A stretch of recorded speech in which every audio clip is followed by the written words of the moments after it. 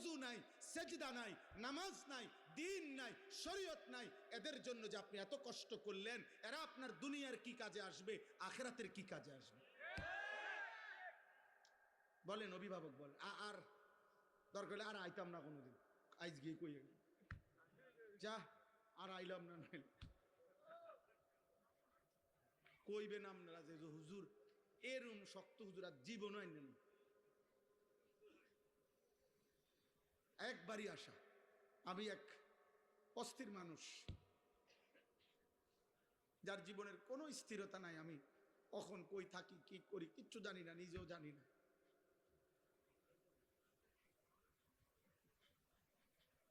সারাদিন কোমরে ব্যথা করে। সেদিন আমার শায়েখ আল্লামা মুফতি মুশতাকুন নবী কাসিমি হুজুরে আমি বলছিলাম, গত রবিবারে সিলেট আমাদের মাহফিল ছিল একসাথে, হুজুরে বললাম, হুজুর কোমরটা সারাক্ষণ ব্যথা করে, খুব ক্লান্তি লাগে, কি করবো হুজুর?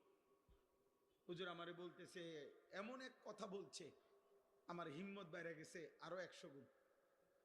হুজুর আমারে বলছে, মাওলানা এ মালিকের কথা বলতে বলতে, আল্লাহর পথে ডাকতে ডাকতে একদিন শরীর দুর্বল হয়ে যাবে, অসুস্থ হয়ে যাবেন, একদিন মৃত্যু হয়ে যাবে, কোনো অসুবিধা নাই, এভাবেই একদিন চলে যাবেন।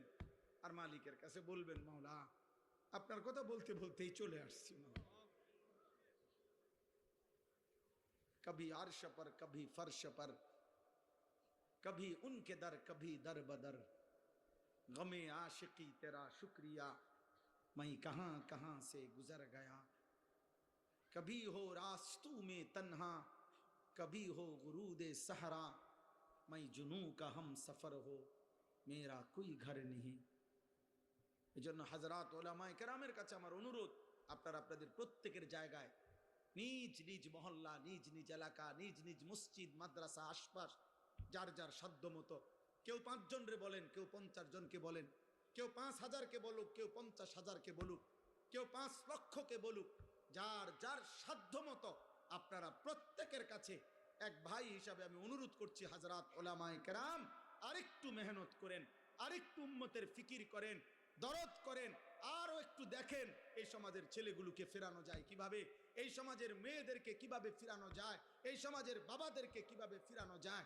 একটা একটা আল্লাহর বান্দাকে গুনার থেকে যদি বাঁচাইতে পারেন, জাহান্নাম থেকে বাঁচাইতে পারেন, তওবা করে যদি কাউকে আল্লাহর দিকে ফিরায় আনতে পারেন, খোদার কসম নবী বলছে, আল্লাহর কোনো বান্দা যদি গুনাহ ছেড়ে তওবা করে আল্লাহর কাছে ফিরে আসে, খুশিতে মহান আল্লাহ ফেরেশতাদেরকে বলে, আমার আসমান সাজিয়ে দে, আমার জান্নাত সব সাজায় দে।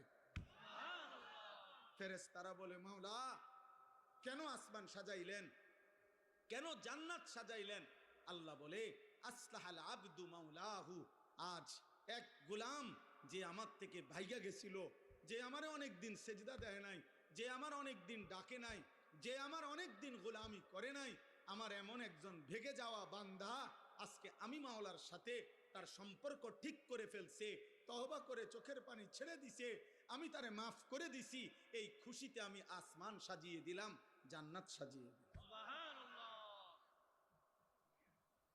এজন্য ফিকির চাই, ফিকির চাই। সবাই চিনতে হবে জরুরি না, সবাই চিনতে হবে জরুরি না, সবাই সবার কাছে পরিচিত হইতে হবে জরুরি না, এটা মূল বিষয় না। মূল বিষয় যে পরিমাণ মেহনত করলে আরশ আজিমের মালিক বলবে, বান্দা আমার বান্দাদেরকে আমার দিকে ফিরাবার জন্য তুমি কি তোমার জান দিয়া ফেলবা, এই পরিমাণ বলবে। নবীকে আল্লাহ বলে নাই এই কথা যে বন্ধু আপনি কি মরে যাবেন, আরে আপনি কি জীবন দিয়ে ফেলবেন, এই পরিমাণ বলতে হবে। উম্মত গুনার সাগরে ঢেউ খেলতেছে, আপনারা বাচ্চা ছাড়া জানেন না, এক এক যুবক মোবাইলে রাত নাই দিন নাই